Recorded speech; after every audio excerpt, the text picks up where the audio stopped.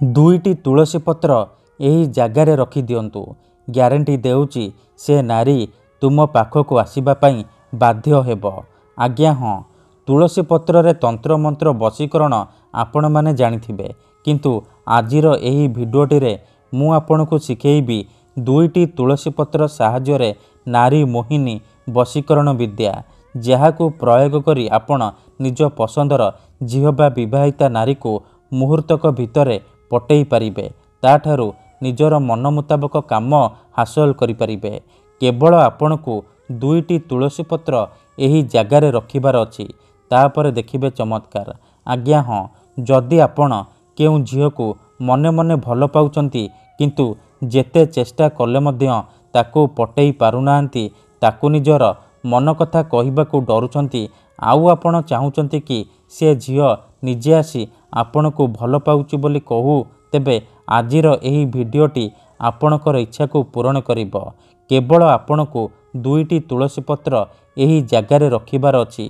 Guarantee देउची जेउ झील पटु नथिला CA आपे आपे पटिजिब। जेउ विवाहिता नारी बा पड़िशा घर भाउज को आपण दिन राति भाबुचंती, सीए निजे आपनकु फोन करिब, घर को डाकिब, जहा चाहिबे ताहा करिब। हाँ आज्ञा, केवल दुईटी तुलसी पत्र एठी रखिकी देखंतु। दुईटी तुलसी पत्रर एही वशीकरण प्रचंड महाशक्तिशाली वशीकरण। एहार प्रयोग केबे भी खाली जाएनी, तेणु एहाकु आपण भाबिचिंती प्रयोग करिबे। जदि आपण से झील को सतप्रेम करुछंती, तेबे आपण एही वशीकरण प्रयोग करिबे। अन्यथा मनरे कोनोसी खराब उद्देश्य किंबा कोनोसी खराब काम पई आपण एही वशीकरण को प्रयोग करिबेनी। नमस्कार फ्रेंड्स, ओडिया फंडा चैनल को आपण मानकु स्वागत।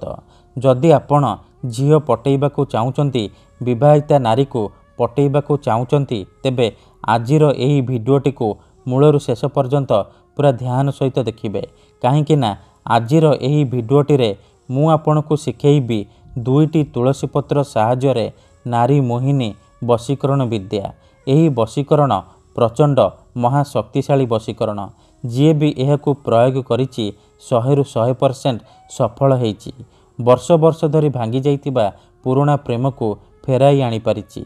सासू नणंद दियर भाउज काहाकु भी निज बसरे करी ताठारु निजर मन मुताबक काम हासिल करि पारिछि। तेणु आपण भी विश्वासर सहित दुईटी तुलसी पत्र आनी एही काम करिकी देखंतु, तापर देखिबे चमत्कार। तेबे एही वशीकरण करिबा सबुठारु सहज।